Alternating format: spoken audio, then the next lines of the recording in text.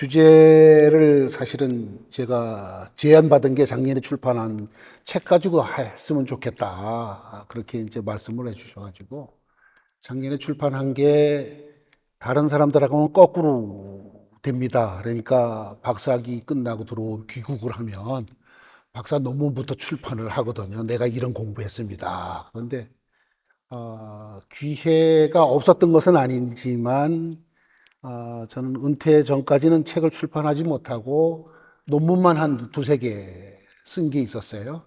그것 중에 하나가 오늘 여러분들한테 논하드린 그 자료인데, 그 전체 우리 개학 강연 주제하고는 조금 약간 차이가 나죠. 존 로스와 한국 개신교의 기원이 처음에 이제 제목이 나갔는데, 소 제목은 다른 제목으로 여러분들이 옛날에 썼던 그 논문을 그냥 전해드렸습니다. 그런데 이제 존 로스와 한국 개신교의 기원 그러고 이제 일단 해놓으면 사람들이 이제 답을 이제 다 알아요. 저 교수님은 그 한국 개신교의 기원을 존 로스에게서 찾는구나. 논문 읽어보면 아마 그럴 수도 있을 거예요. 그럴 수도 있는데 그 이야기는 그 정답지로 얘기를 한다고 하면 한 70점, 80점짜리 대답이 될 겁니다. 이게 이제 사실은 제 그 박사학위 논문의 주제는 존 로스의 성서 번역 가지고 했지만은 큰 주제는 그 기독교 역사에, 선교 역사에 대한 해석의 문제였어요. 이 논문에는 지금 없는 그런 이야기니까 그걸 먼저 지금 얘기를 해놓고 지나가는데, 제 논문의 주제 중에 하나가 역사 해석의 문제가 선교 역사는 첫 번째로 히스토리 오브 트랜슬레이션이다. 이렇게 얘기를 했어요. 그러니까 번역의 역사다. 이렇게 된 거죠. 그러니까 어떤 형태의 번역이든 말씀이 번역돼서 전달되어지는 과정이 선교 역사다. 이렇게 본 거예요. 그런데 말씀이 전달되어지고 번역되어지고 전달되어진다고 해서 선교 역사가 이루어지는 건 아니고 그 말을 받아들이는 사람이 있어야 선교가 진행이 된다. 그래서 이제 히스토리 오브 컨버전 되겠죠. 회심의 역사다. 이렇게 이제 정의를 했습니다. 그러니까 그 서양에서 공부하다 보면 이 두 가지 갖고만 얘기를 하면 좀 싱거워요. 기승전, 결, 이렇게 해갖고, 한 적어도 세 가지는 돼야 돼. 그래서 하나 이제 찾아낸 게 마지막, 결국은 선교 역사는 히스토리 오브 인카네이션이다. 이렇게 이제 신학적으로. 그러니까 대문자 인카네이션 그러면 이제 성육신이 되겠지만, 소문자 인카네이션 영어로 쓰면 이제 화육의 역사다. 이렇게 됐으니까, 말씀이 육신이 되는 역사가 선교의 역사다. 이제 세 가지 틀 가지고 이제 박사학위 논문을 썼고요. 그거를 규명하는 작업을 존 로스가 한국에서 이루었던 한국어 성서 번역을 가지고 그 논문을 썼습니다. 존 로스 그러면 누굴까? 아는 사람도 있겠지만 사실은 대부분 모릅니다. 왜냐 그러면 존 로스라는 사람은 한국에서 일했던 적이 없었던, 만주에 와서 그 일을 했던 스코틀랜드 선교사였기 때문에 그렇습니다. 그래서 존 로스는 1842년에 만주에서 스코틀랜드에서 출생을 했는데, 자세한 존 로스에 대한 일생은 여러분들이 좀 논문 들여다보면 조금 자세하게 설명돼 있거든요. 그러니까 제가 오늘 얘기하는 게 존 로스의 일생이 아니기 때문에 그냥 대충 해서 넘어갑니다만, 우리식으로 얘기를 하면 전혀 다른 언어를 사용하는 지방에서 태어나요. 저쪽 스코틀랜드 북쪽 지방인데, 이스트로스라는 곳에 태어났는데, 그곳은 전통적으로 갤리거를 사용하는 그 지역입니다. 우리식으로 얘기를 하면, 우리 사람들이 제주 말 잘 모르잖아요. 제주 말이 독특하게 언어 해가지고. 같은 영어권이지만 사실은 갤리거는 잉글랜드나 다른 지역에서는 전혀 이해하지 못하는 언어를 사용했던 그런 지역에서 태어난 사람이었습니다. 근데 어릴 때부터 이제 영어와 갤리거를 두 가지 다 사용하였던 사람이겠죠. 그게 이제 1865년 에딘버러 연합 장로교 신학교에서 이제 신학 공부를 하는데, 그 신학교육 과정에 들어가서도 이 로스의 관심은 해외 선교에 있었던 것은 아니고 자기 고향 또는 자기 고향 언어를 사용하는 사람들을 상대로 목회를 하고 싶어 했고 선교를 하고 싶어 했던 사람입니다. 그래서 그 졸업 후에도 그 고향이나 게일리거를 사용하는 하일랜드 지역에서 일하고 싶어 했는데 그가 소속했던 교단이 연합장로교회, 유나이티드 프레스비테리안이라고 불렀던 연합장로교회였는데 이 연합장로교회는 사실은 지방적인 그런 교회라기보다는 에딘버러에서 글라스고 벨트를 이어가지는 도시 중심의 교회였어요. 이게 어떻게 다 보면 연합장로교회는 우리 한국식으로 따지면 우리 기장성 뭐 이런 거 이야기하고 있는 교단하고 좀 흡사하고 좀 보수적인 교단이 이제 우리의 하일랜드 교회 그쪽에 이제 담당하고 있었던 그런 교단이었기 때문에 이 연합장로교회는 로스가 일할 만한 갈리거를 사용하는 교회가 그렇게 많지가 않았어요. 그러다 보니까 이제 그 사역지에 대한 고민을 할 수밖에 없었고, 그러자 이제 1차로 해외 선교를 이제 고민을 하다가 인도 선교 나가 볼까? 그러는데 이제 인도는 이미 많은 사람들이 나가 있었고요. 그러다 보니까 그 선교사들이 그 아무도 가야 있지 않은 그 연합장로교의 기준입니다만 이는 중국에서도 그때 북쪽에 있는 만주로 가보는 게 어떻겠냐 뭐 이런 이야기들이 이제 오고 갔지요. 그렇게 해서 우여곡절 끝에 1972년 그 8월 23일 그 중국의 지푸 그 지금으로 따지면 옌따이라고 얘기할 수 있는데요. 지푸의 지도가 잘 흐릿해서 잘 안 보이는데 지도에 보면 옌따이 이때 중국 남부 지역에 이제 자리를 잡았는데 스코틀랜드의 개척자적인 정신을 갖고 있었던 로스이다 보니까 사람 많은 선교사 많은 이곳보다는 선교사 없는 곳으로 가야겠다 해갖고 선택한 곳이 만주, 영구 지역으로 자리를 옮기게 됩니다. 그래서 10월 달에 이제 영구 지역으로 중국 도착해서 중국 선교를 시작을 하는데요. 나중에는 이제 지금의 써냥이라고 얘기하는 목단 또는 봉천에 이제 선교 본부를 만들어 놓고 그곳에서 중국 선교에 임하는 것이 이제 로스였는데요. 1910년 7월까지 일을 하고 은퇴를 하는데 38년 만주에 있었습니다. 은퇴를 하는데 다양한 저술 활동도 하고 위대한 업적을 남긴 그런 선교사로서 이제 기릴 수 있는 분이 이제 존 로스였고요.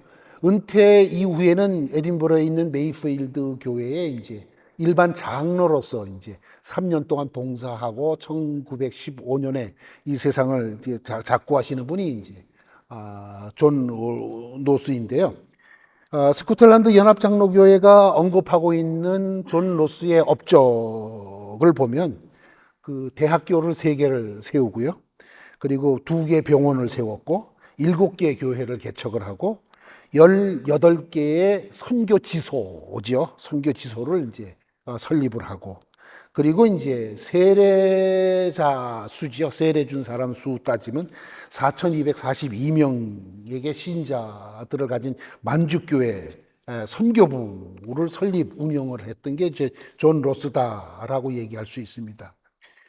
선교사로서 로스의 삶은 만주교회 설립자만이 아니라 중국 문화를 존중하고 사랑했던 만주에서의 근대 교육의 선구자였습니다. 그래서 여러분들이 갖고 있는 논문에는 뭐 선교사로서 또는 교육자로서 뭐 다양한 4가지 이제 분류해서 일생을 그려놨습니다만 교육적인 차원에 보면 그가 제일 처음 설립한 그런 학교를 보면요. 중국어 고전을 중심으로 한 교육만을 실시하는 일반 학교였습니다. 종교 교육을 전혀 시키지 않은 아마 이러한 것 때문에 그 중국인들로부터 서양인이라는 편견 없이 많은 사랑을 받았던 것이 만주 선교부가 아니었나 이렇게 이제 보여지는데, 미션 스쿨이라고 해서 뭐 예수 믿는 거 조건으로 학생을 받은 것도 아니고 종교 교육도 지키지 않은 일반 학교를 먼저 세웠다 하는 것은 참 오늘날 선교에서도 한번 들여다봐야 될 그런 점일 수 있으니까 중국의 근대화를 위해서 노력했던 사람 중에 하나였다. 그러다 보니까 1900년 중국 전역에서 일어났던 이제 우리가 이제 의화단 사건이라고 얘기를 하는데요. 의화단 사건 때는 만주 선교부는 다른 지역보다는 상대적으로 피해가 적었다고 얘기를 합니다.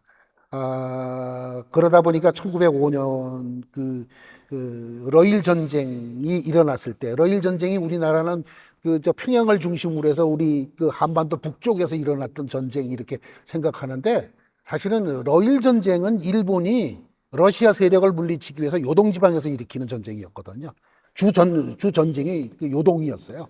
그러다 보니까 만주 선교부가 전부 다 전쟁터가로 바뀌죠. 그러다 그 와중 속에 러일 전쟁 때 이제 존 로스는 피해 복구를 위한 노력들을 굉장히 많이 합니다. 그래서 은퇴 직전이지만은 그러다 보니까 중국 정부, 청나라 정부죠. 정부로부터 이제 전쟁이 끝나고 난 다음에 그 만주 선교부가 감사장을 받을 정도로 그렇게 이제 만주 지역의 평화와 치안을 위해서 평안을 위해서 노력했던 선교부가 만주 선교부였다라고 얘기를 할 수 있습니다. 재미난 일 중에 하나는 오늘날 우리가 이제 에큐메니칼 정신 얘기를 하는데, 존 로스는 에큐메니칼 운동이 시작되기 전 에큐메니칼 운동을 실천한 사람입니다. 이제 그 이야기는 뭐냐 그러면, 만주에 자기가 제일 먼저 안수받은 목사서 왔고, 자기보다 1년, 2년 뒤에 이제 소위 아일랜드 장로교회 선교사들이 도착을 합니다. 그런데 로스가 생각하기에 여러 다른 교회가 만주에서 선교하는 거는 이거는 부작용이 많을 거다. 이건 선교 효율적으로 효율성에서도 문제가 있다. 그래서 만주에서는 장로교회 한 선교부만 만들자. 그리고 설득을 하는 거죠. 아일랜드 선교사들을. 우리 하나 선교부로 만들어서 같이 일을 하자. 협력 사역을 하자. 그 이야기를 스코틀랜드 교회의 총회 본부, 아일랜드 총회 본부로부터 허락을 받아가지고 만주에는 단 하나의 장로교회만 세운다 하는 입장을 가지고 1890년에 한 노회를 만듭니다. 하나의 노회를. 그러니까 선교 시작하고 나서 얼마 되지 않아 아일랜드 선교사들, 세계 선교 운동 속에서 에큐메니컬 운동이 1900년에 시작되는 거로 돼 있는데, 로스는 그보다도 10년 이전에 벌써 만주에서 그것을 실천하는 사람이 존 로스한테 굉장히 이제 에큐메니컬한 사람이었다 이렇게 볼 수 있겠죠. 이 사람이 이제 한국어 성서 번역을 하게 되는데요. 중국 선교를 준비하는 과정 속에서 1872년에 거기 도착했다 그랬잖아요. 이게 중국어를 지금 열심히 배워가지고 중국 선교를 해야 돼요. 그런데 한국 선교에 대한 관심을 1876년부터 갖기 시작합니다. 불과 4년밖에 안 됐어요. 중국에 아직 그 세례자 하나 못 만든 상황 속에서 한국 선교를 내다보는 존 로스의 이야기인데, 이 이야기는 그 학문적으로 설명한다 그러면 그 무엇으로도 설명할 수 없는 그런 부분이에요. 이건 성령의 역사가 아니면 이루어질 수 없는 일이, 로스의 마음을 그렇게 변화시킨 거, 그 생각을 갖게 한 거는 성령의 역사지, 이건 누가 인간적인 그런 것은 아니었다 이렇게 이제 보여지는 그런 얘기죠. 그러니까 한국 선교를 계획한 이유 또는 원인, 이거는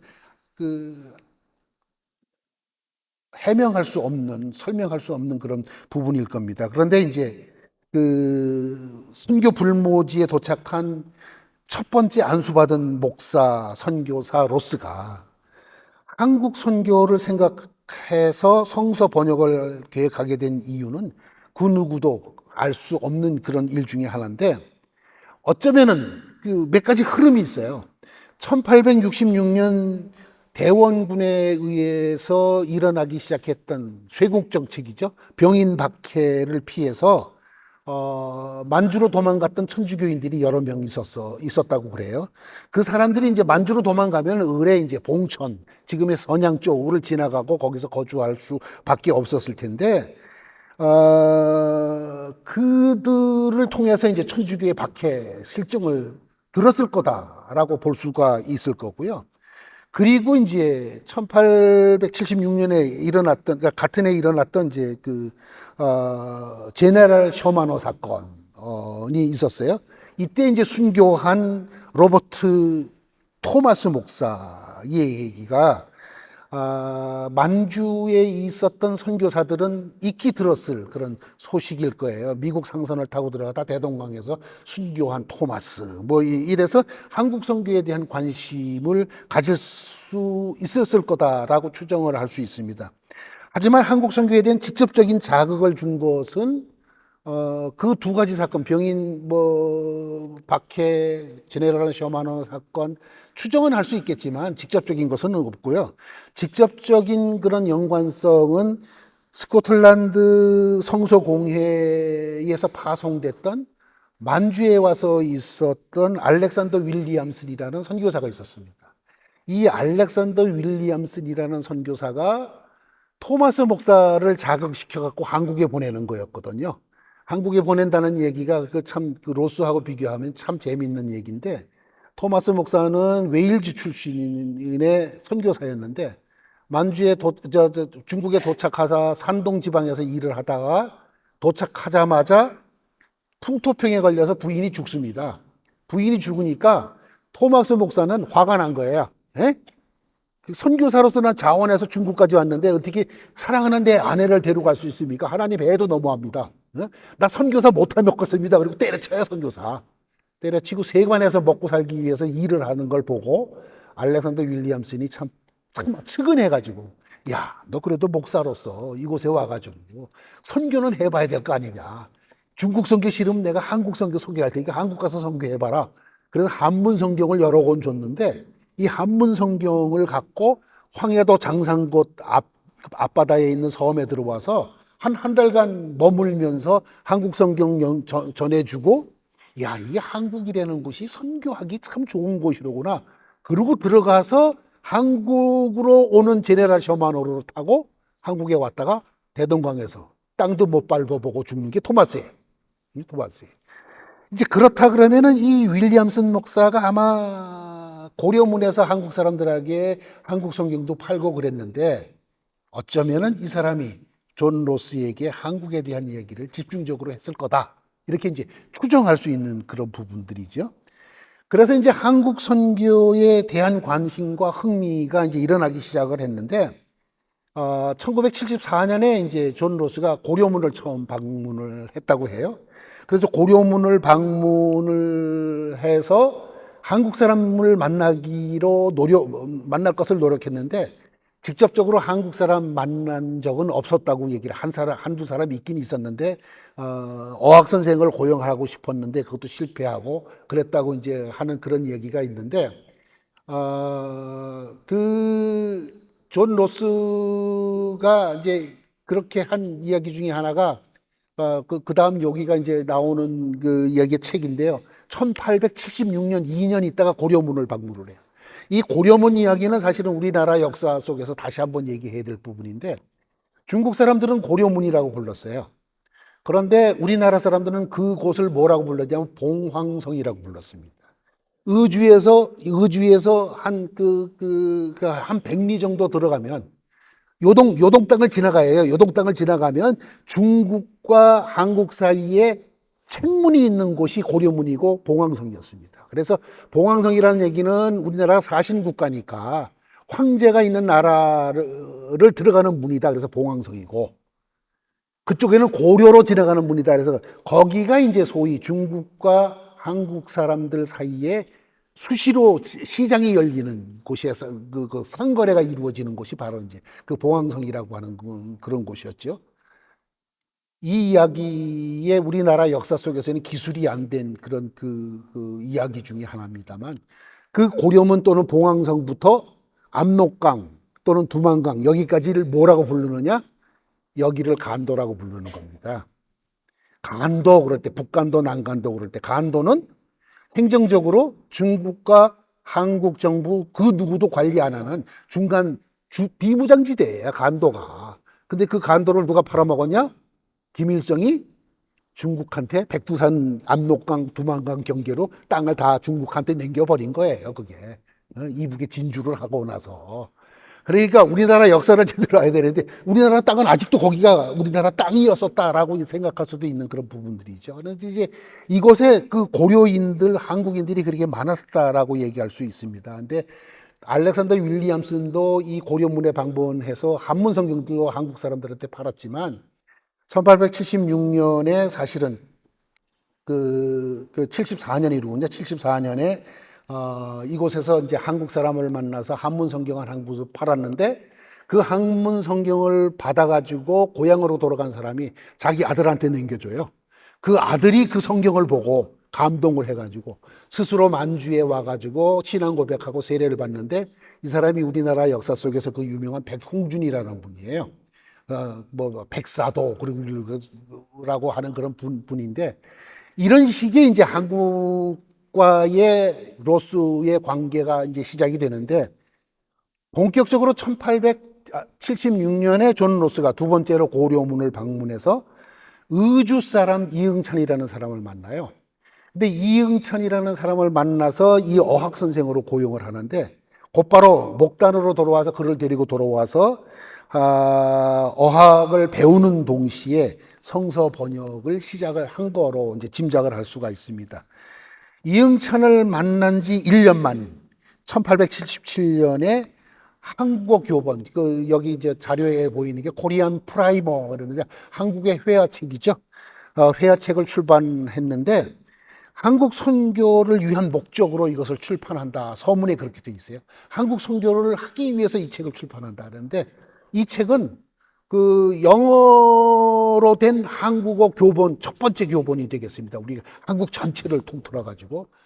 이거를 이제 존 로스가 이제 1877년에 이제 이 책을 이제 출판을 했는데, 79년에는 히스토리 오브 코리아 그래가지고 한국어 역사를, 물론 만주 시각에서 본 자료들도 만주에서만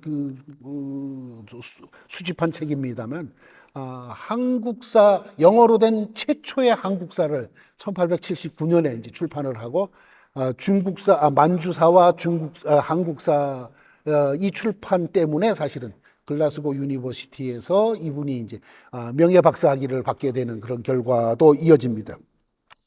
로스는 이제 한문 성경을 통해서 한국 선교가 가능하다는 걸 알고 있었어요.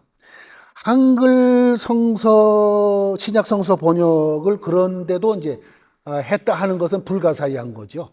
한국에는 한문 가지고 선교가 가능하다 하는 걸 알면서도 한글로 번역한 것. 이게 이제 사실 굉장히 중요한 얘기인데요. 한국어 교본에 이제 나타난 거로 본다 그러면 여러분들이 맨 위에 대국말 그렇게 돼 있죠. 그 당시 한문은 대국말이라고 그랬어요. 그리고 쭉 밑에다 읽어보면 진서라고, 마지막 보면 진서라고 돼 있어. 진짜 글자가 중국어예요. 한문이에요.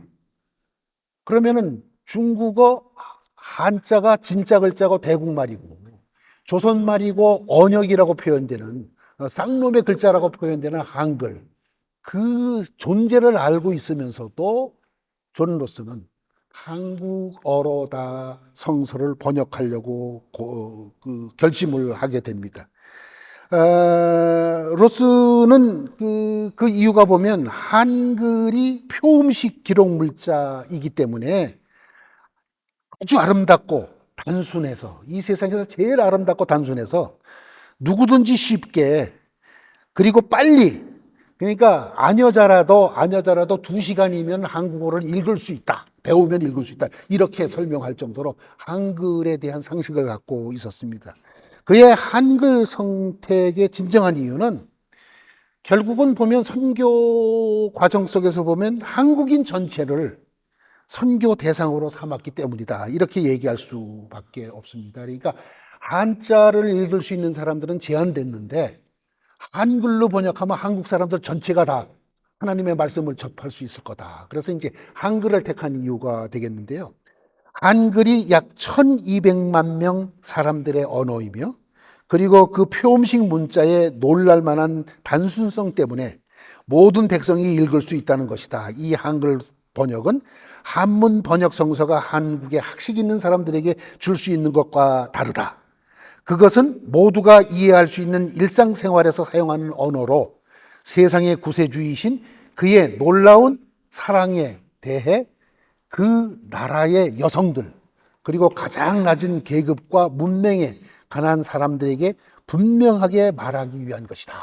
이렇게 이제 한글 선택의 이유를 밝히고 있습니다.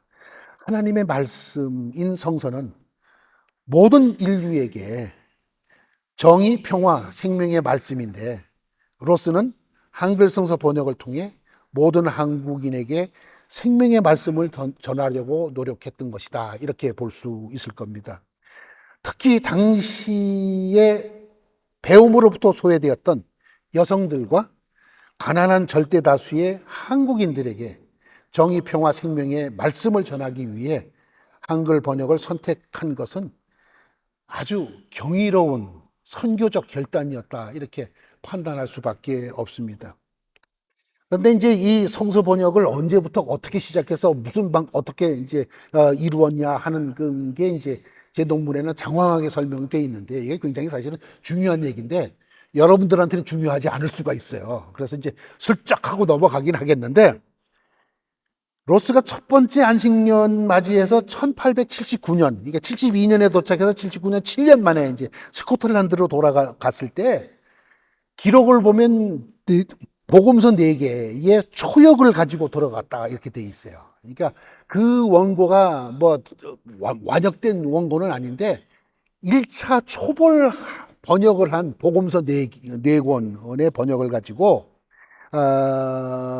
돌아갔는데, 이 번역의 그 초고를 누가 했느냐라고 얘기를 한다 그러면 사실은 어학 선생인 이응찬을 만나서 한국어를 배우는 것과 동시에 성서 번역을 시작하지 않았으면 이런 일이 있을 수가 없을 거다. 이렇게 이제 보여지는 거죠.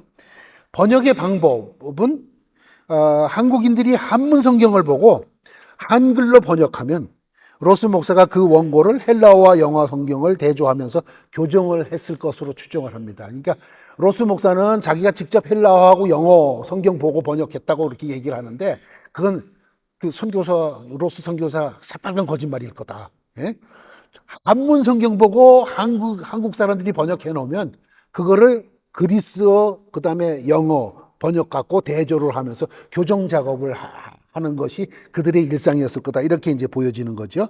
한국인 번역사들과 로스는 중국어로 의사소통을 했다고 이제 알려지는데요. 누가 얼마나 오랫동안 번역에 참여했는지에 관한 자세한 기록들은 우리 한국 측의 자료들도 없고 로스 목사의 자료도 사실은 없습니다. 하지만 대부분의 사람들이 추정을 하는데, 의주 사람들이었던 아까 얘기했던 백홍준 또는 어학 선생인 이응찬, 이성하, 김진기, 최성균, 서상윤 이런 여러 사람들이 성서 번역이나 교정에 직접 참여한 것으로 보여집니다. 어떤 사람은 3개월, 2개월, 6개월 이런 식으로 이제 기간 할애해 가지고 로스 목사 밑에서 도와가면서 한국어 성서 번역을 직접 했던 것으로 보입니다. 신약 성서의 번역, 출판, 배포의 전 과정을 로스 선교사가 주관했기 때문에 이 성경을 우리는 로스역이라고 이제 오늘날 부르는데, 나중에 보고 싶은 사람은 이제 와서 보셔도 되는데, 이게 1887년에 이제 완역된 걸 영인본으로 만들어낸 로스 번역입니다. 예수 선교 전서 이렇게 돼 있는 건데, 요게 82년 누가복음으로 시작해서 87년 완역본까지 이제 진행이 되는 성서였거든요. 요 성경 하나 만들려고 이제 이 양반이 그 노력들을 했는데, 이게 로스 번역이냐 한국 사람 번역이냐 그러면 저는 사실은 한국 사람이 번역한 거 로스가 관리했다 이렇게 이제 볼 수 있는 그런 성경입니다. 그러니까 그런 자존심은 제가 사실은 갖고 싶은데요. 로스가 채택한 번역의 원리들이 이제 굉장히 사실은 중요한데요. 그 번역의 원리들 저 맨 밑에 항이 이제 그건데 그 글자 잘 안 보일 겁니다만 그 번역의 원리는 현대 성서 번역의 원리하고 거의 흡사해요. 어떻게 130년 전에 채택한 원리를 그렇게 똑같이 할 수 있었겠나 이렇게 얘기를 하는데 성서 번역하면 보통 사람의 언어로 번역하라요. 이 보통 사람의 언어로 번역하라 이야기가 그 유진 라이다라고 성서 번역의 아주 대가라고 얘기할 수 있는데 1960년대에 발견된 그 발표한 출판한 책에 보면 그 어느 나라 그 언어든지 우리 영어 한국어 말고 다른 나라 언어는 남성 언어, 여성 언어 그렇게 나눠지는 경우들이 많거든요. 그러면 남성 언어, 여성 언어가 있을 경우 성서 번역은 누구 언어로 번역해라? 여성 언어로 번역하라요. 남성 언어는 여성과 아이들이 잘 모를 수가 있는데 여성의 언어는 전 국민이 다 할 수 있는 언어이기 때문에 이게 사실은 이제 보통 사람의 언어로 번역하라. 원리가 사실 여기서부터 시작하는 거거든요. 그 다음에 재밌는 것이 순수한 한국어 단어들을 사용해라. 순수한 한국어. 중국어, 한국어 뭐 있을 텐데 한자 있을 텐데 되도록이면 한국어로 번역을 한다. 이런 거고요. 그 다음에 이제 의미가 먼저다. 그 의미 번역 얘기가 참 그림 번역, 의미 번역 뭐 얘기되는데 제가 이제 그 박사학위 논문 전공을 이제 누가복음 가지고 했는데요. 누가복음이 82년에 제일 먼저 나오고 83년에 약간 개정이 되고 87년 이 책 들어갈 때 약간 또 개정이 돼요. 그리고 로스 번역을 한국에서 계속 사용할 건지 말 건지 미국 선교사들이 집어치우는데 최종적으로 포기하기 전까지 한번 개정을 해보자. 그리고 누가복음 번역을 언더우드 하지만 출판된 거로 따지면 아펜젤러가 사실은 번역을 한번 하거든요. 그러니까 제가 그 82년판, 83년판, 87년판 아펜젤러 번역판 이 네 가지를 놓고 한 100번씩은 읽었을 거예요. 누가복음 가지고 이제 읽는데 참 재미있는 게요. 누가복음 4장 들어가 보면 나사렛 회당에서의 설교 장면이 나오거든요. 예수님께서 회당에 들어가셔서 이사야 두루마리를 받아 드시고 읽었다 이렇게 되는 거예요. 요즘은요. 읽었다 이렇게 되는데 당시 우리들이 사용하는 언어로는 읽는 표현이 없습니다. 그러니까 아마 1950년대 또는 60년대까지 또 그럴 텐데 제 말을 이해할 수 있는 사람이 한두 사람은 있을 텐데 여기에 이제 우리 어렸을 때까지만 해도 사실은 말씀은요 그 읽는 게 아니라 외워 바치는 거거든요. 그러니까 그 제 어렸을 때도 서당 문화들이 존재하는 곳이 많아가지고 선생님한테 훈장님한테 가갖고 책을 갖다 놓고 펴놓고 읽는 게 아니라 외워 바친다 그랬어요. 그러니까 이게 외우는 문화가 우리 메모리, 암기 문화가 한국 사람들이 아주 기본적인 문화였었는데 그 외운다 얘기인데 이사야의 두루마리를 받아 들고 이사야의 말씀을 외시더라 이렇게 돼 있어. 번역 자체가. 그러니까 어떻게 보면 직역으로 얘기를 하면 오역이죠. 근데 당시 문화로서는 정확한 번역이 외우는 거야.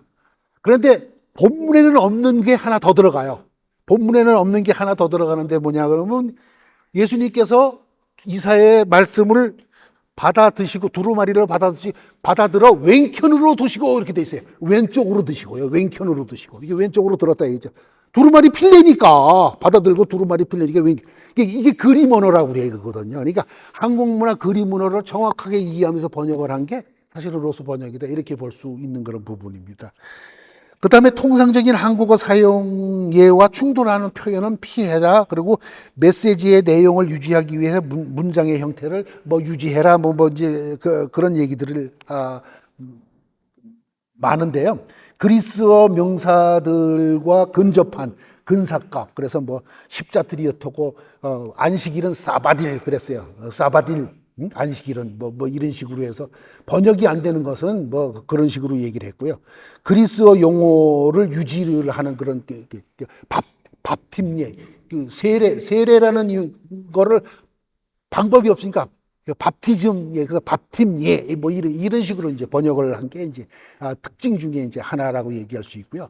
특정한 중국어의 기술적 용어들은 가급적 유지할 수밖에 없는 게 기술적 용어들은 이제 같이 사용해야 되는 그런 부분들인데 여기서 이제 문제가 뭐냐 그러면 이 번역하는 과정 속에서 동료 선교사들한테 질타를 받습니다. 너는 중국에 온 중국 선교사인데 왜 한국 선교하느라고 시간 많이 뺐냐? 어? 쓸데없는 정력을 거기다 낭비를 하냐? 뭐 이런 얘기죠. 그런데 자기 밑에 한국 사람들 교정자, 번역자 늘 와서 묵어야 되고, 그 다음에 이제 신앙에 대한 질문을 하나 한국 사람들을 이제 묻게 해야 되는 그런 어려움이 있다 보니까 선교부 바로 옆에 터를 사비로 사가지고 그곳에 여기다가 뭘 짓느냐 그러면 요즘 얘기로 거룩한 얘기를 하면 게스트하우스를 져요. 게스트하우스를 짓는데 그 영어 단어가 뭐라고 표현되느냐면 그 당시는 게스트하우스라는 용어가 없이 일이라고 그랬어요. 여관을 만들었어요. 여관을 만들었다 하는 이야기는 여러분들이 요즘 가끔 중국 간다 여행을 하다 보면 중국의 주점 또는 반점 뭐 이렇게 되죠. 호텔 같은 것들이 뭐 반점, 주점 이렇게 표현돼 있잖아요. 호텔 그러면 음식도 팔고 술을 파는 곳이기 때문에 주점이고 반점이에요. 그러면 주점이거든요. 그러면은 그 당시의 선교사들의 사고 속에서는 세속적인 일, 술 파는 일을 어떻게 선교사가 해? 이렇게 되는 거죠. 이게 동료 선교사들이 본국에다가 고자질을 하는 거야. 이 사람이 엉뚱한 짓을 하고 있습니다. 중국 선교는 안 하고 한국 사람만 데리고 세속적인 일을 하고 있습니다. 저희를 관두게 하십시오. 뭐 이런 거죠. 존 로스는 한국 선교가 유망한 선교지다라고 생각을 해서 총회에다가 선교지 확장을 요청을 하는데 본국에서는 안 해주는 거죠. 선교비 보내주지도 않고. 그러니까 개인 후원금을 받아가지고 존 로스가 한국 선교를 위해서 선교사 관둬라 협박까지 받아가면서 한국어 성서 번역을 했다 하는 것은 사실은 불가사의한 일 중에 하나였을 거다라고 설명할 수밖에 없는 그런 부분들입니다. 성서 출판은 이제 사실은 따져보면 스코틀랜드 교회가 이제 아까 보여드린 예수 선교전전이 서가 들어있고 그 안에 이제 글자들은 이제 그렇게 뭐 출판된 거 내역들은 이제 그 옆에 있는데요. 이게 87년에 이제 완간된 그런 성서의 이야기인데 82년부터 출판 과정 보면 참 이게 복잡한데요. 처음 79년에 스코틀랜드에 와갖고 여러 군데에서 자금 후원을 받는데 처음에 후원 약속은 스코틀랜드 성서공회에서 받아요. 그래서 스코틀랜드 성서공회가 처음에 나온 누가복음하고 요한복음의 출판비는 스코틀랜드가 이제 대지요. 그 다음에는 후속 후원금을 스코틀랜드 성서공회가 계속 될 수 없어서 이제 영국 성서공회, 대영 성서공회가 이제 맡아서 이제 하기로 합니다. 그러다 보니까 이제 이 주도권의 이제 문제들도 복잡한 문제가 생기는데 처음 출판된 그 누가복음하고 요한복음 3,000부씩 출판되는데 그 중에 3분의 1은 판권비 비슷하게 해서 처치 오브 스코틀랜드 성서공회가 이제 가지고 가는데 어디로 가지고 가느냐 그러면 자기네 선교 지부가 있는 일본으로 가져가서 일본에서 소비를 한 게 아니라 일본의 사람들을 시켜가지고 한국 사람도 있고 일본 사람들도 있었는데 아마 부산과 마산 지역에 와서 그 성경을 배포했다고 그래요. 근데 그 한국 기록에는 그게 나와 있지는 않아요. 근데 그 보면은 로스 번역이 부산과 마산 지역에도 초기에 배포가 됐었겠구나라고 이제 알 수 있는 그런 부분들이죠. 그리고 그 이다음에 83년 이후에 나오는 성서들은 이제 전부 다 성서들은 이제 그 영국 성서공회가 이제 출판되는데 전체 출판 부수 따지면 사실은 94,000부가 폐기 결정되기 전까지 94,000부가 출판이 됩니다. 94,000부의 폐기된 성서들 가지고 과연 얼마나 많은 한국 사람들이 영향을 받았겠냐. 이것이 소위 이제 존 로스의 성서 번역이 한국 교회에 끼친 영향에 관한 연구 그 뒤에 이제 논문 뒤에 가운데 짤막하게 들어가 있는 얘기인데요. 의주 공동체 또는 소래 공동체, 강계에 있는 공동체, 심지어는 서울에 있는 세문안 교회의 설립까지도 이 로스 성경과 또는 서상윤이라는 분이 전한 그리스도의 복음 가지고 그 세문안교회가 설립됐다 하는 얘기는 한국 교회의 기원을 우리가 어디서 봐야 되겠느냐? 로스가 번역한 하나님의 말씀, 그 말씀 로스가 아닙니다. 하나님의 말씀으로부터 한국 교회의 기원을 봐야 되지 않겠냐 이런 그 생각입니다. 존 로스가 딱 한 번 한국을 방문을 합니다. 그것이 1887년 9월 아마 28일일 텐데 한국에 있는 미국 선교사들이 존 로스 번역 못 써먹겠습니다. 우리 그거 사용 안 할 겁니다. 라고 얘기했을 때 영국 선거공회와 미국 선거공회가 이게 장사 속이에요. 누가 한국에 판권을 가지느냐 이 문제 때문에 이제 옥신각신 실랑이 하게 되는데 미국 선교사들은 로스 번역 못 써먹겠다. 한자 투성이고 평안도 사투리가 너무 많고 다양한 이유들을 드는데 그거는 허무맹랑한 그런 이유고요. 직접적인 이유는 사실은 신학적인 이유가 아주 강할 거라고 생각하는데 로스 번역은 82년판 빼놓고 83년부터는 우리들이 아는 RV, 리바이즈드 버전, 개정력을 보고 그 번역이 되는 성서예요. 근데 그 당시 미국 선교사들은 아직도 흠정력, 킹 제임스 버전에 매몰되어 있던 사람들이에요. 그러다 보니까 무슨 차이가 있느냐면 주기도문 같은 경우에 대부분 주기도문이 풀다 된 게 킹 제임스 버전인데 RB 가면요 대개 나라와 권세와 영광이 이게 다 빠져버리거든요. 그러니까 이건 흠정력에 매몰되어 있던 선교사들 시각에서는 RB 성경 번역은 이건 마귀역보냐. 이게 도저히 받아들일 수가 없어요. 그러니까 번역 자체가 잘못된 게 아니라 신앙적인 것 때문에 미국 선교사들은 싫어한 거죠. 그러다 아펜젤러가 다시 한번 개정하는 누가복음 보면 오히려 아펜젤러를 도왔던 그 한국인이 아마 한문을 공부한 사람들이 더 많았던 것 같아요.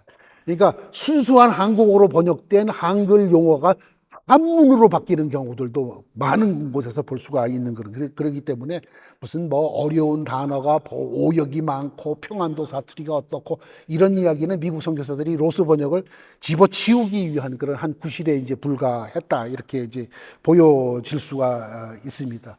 1905년 새로운 그 공인 신약 성서가 출판되기 전 배포됐던 존 로스 목사의 한 10만 권에 달하는 성서가 한국 교회에 어떤 영향을 끼쳤을까? 그럼 그 누구도 짐작할 수는 없을 겁니다. 그런데 초기에 한국 교회의 성서를 읽는 전통들, 성서에 아주 매몰돼서 다 외우는 전통들, 이런 것들은 존 로스와 그의 제자들에 의한 초기 기독교인들의 가르침으로부터 시작됐던 것이 아닐까 이렇게 이제 보여질 수 있습니다. 그래서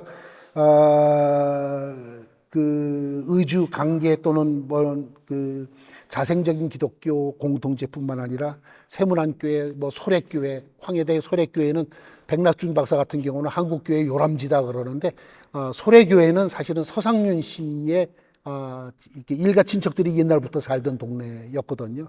그곳에 그 주민의 거의 3분의 2가 기독교인이 돼 버렸고 서울에 머물고 있는 선교사들의 휴양지로서 사용되던 소래 지역의 기독교 공동체는 과연 어디서부터 비롯됐을까라고 보면 로스가 번역한 한국어 성서를 직접 읽은 우리 한국 사람들의 신앙으로부터 비롯됐을 거다 이렇게 이제 보여지는 겁니다. 그래서 간혹 질문하라 그러면 질문들이 없는데 진짜예요.